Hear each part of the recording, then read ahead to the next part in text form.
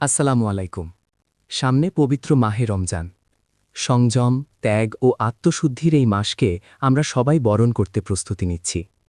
কিন্তু কখনো কি ভেবেছেন এই মাসের শুরুটা কিভাবে হয়েছিল? কেন এই মাস এত বিশেষ?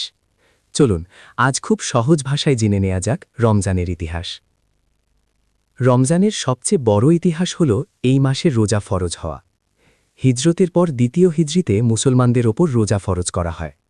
পবিত্র কোরআনে আল্লাহ বলেছেন, হে মুমিনরা, তোমাদের ওপর রোজা ফরজ করা হয়েছে, যেভাবে ফরজ করা হয়েছিল তোমাদের পূর্ববর্তীদের ওপর, যাতে তোমরা তাকওয়া বা আল্লাহ ভীতি অর্জন করতে পারো।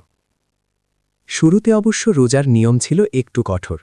সাহাবীরা দিনে রোজা রাখার পর রাতে ঘুমানোর আগে পর্যন্ত শুধু পানাহার ও স্ত্রী সহবাস করতে পারতেন।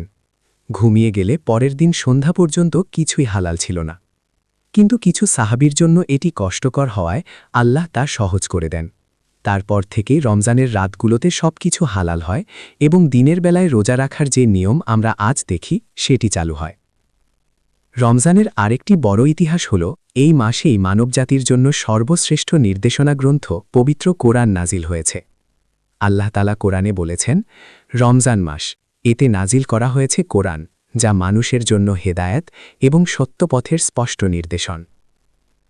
এই মহাগ্রন্থটি নাজিল হয়েছিল রমজানেরই একটি রাতে, যা আমরা লাইলাতুল কদর বা শবে কদর নামে জানি।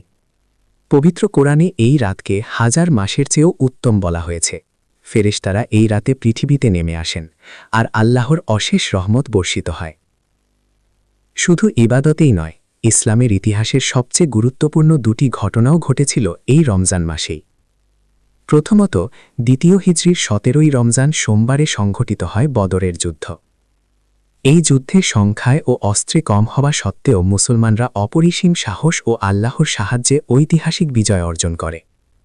আর দ্বিতীয় ঘটনাটি হল মক্কা বিজয়। অষ্টম হিজরির 20শে রমজান মুহাম্মদ সাল্লাল্লাহু আলাইহি ওয়াসাল্লামের নেতৃত্বে মুসলমানরা বিনা যুদ্ধে মক্কা নগরী বিজয় করে নেন।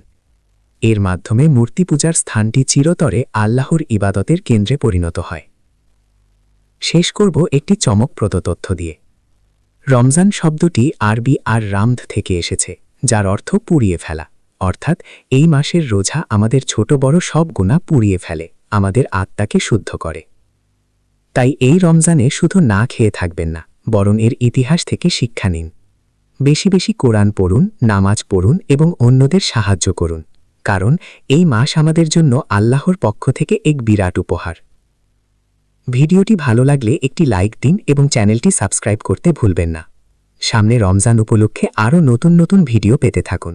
ধন্যবাদ। আল্লাহ হাফেজ।